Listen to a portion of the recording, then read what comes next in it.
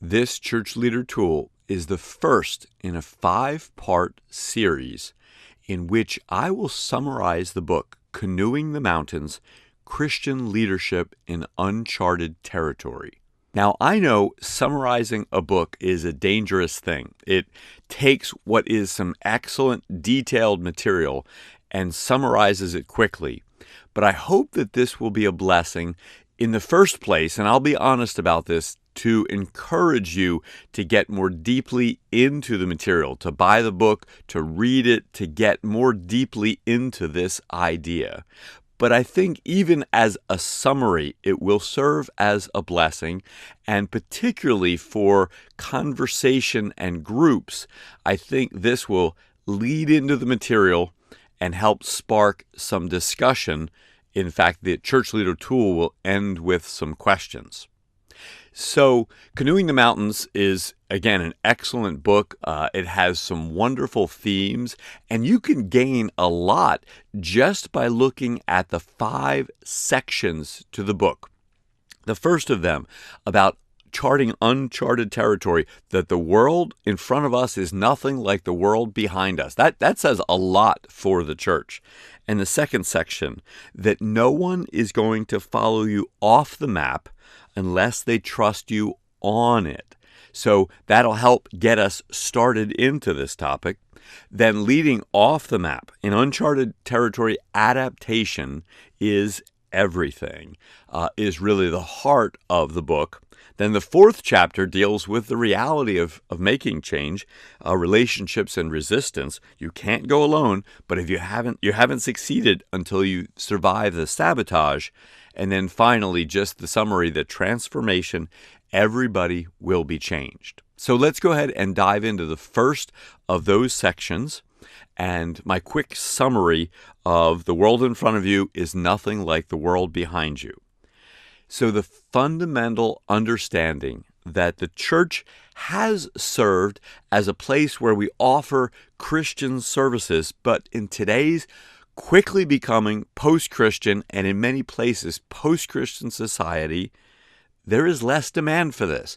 We offer a product that a lot of people don't want.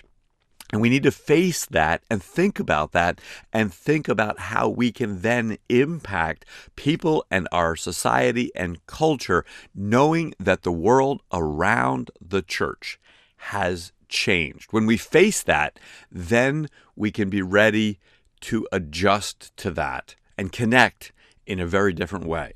A second thing in that section is when we have acknowledged that the world around us has changed, then we need to start adapting. And this section introduces the difference between an adaptive challenge and a technical challenge. A technical challenge we have the answers to, you just need to implement them. And an adaptive challenge requires us to try and head in new directions. Fundamental understanding about adaptive leadership. Then a third thing, the strong belief, and the book expresses this throughout, even though we have this adaptive challenge in front of us, as the body of Christ, we have the ability to adapt.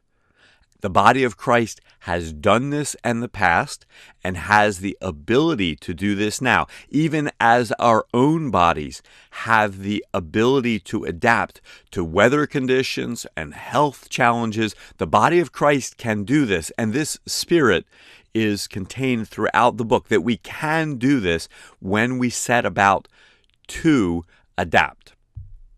Then third, leadership is a learned behavior by reflection. It will not happen immediately, but as we lead into this uncharted future, we can learn along the way and adapt along the way, as again, our human bodies do this through different challenges. And then a final piece, which again is spread throughout the book uses the metaphor of the Corps of Discovery, better known as the Lewis and Clark expedition, who traveled cross-country with the expectation that they would find a waterway from the East Coast to the West Coast in the United States, in North America. And they ultimately had to face the fact that there was not going to be a waterway. They had to abandon their canoes and travel across the Rocky Mountains.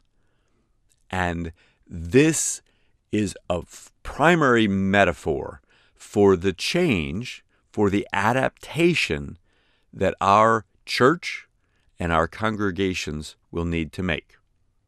Well, as I mentioned in the beginning, there are some discussion questions that I've offered. I've culled them from a number of different resources, and I would suggest that you could pause this video with a group or as an individual and spend some time discussing these initial ideas from Canoeing the Mountains, and then look forward to the next 4 pieces as we continue summarizing this book. And as always, if this has been a blessing, please forward it on to other church leaders as they wrestle with uncharted territory as well. Take care and God bless.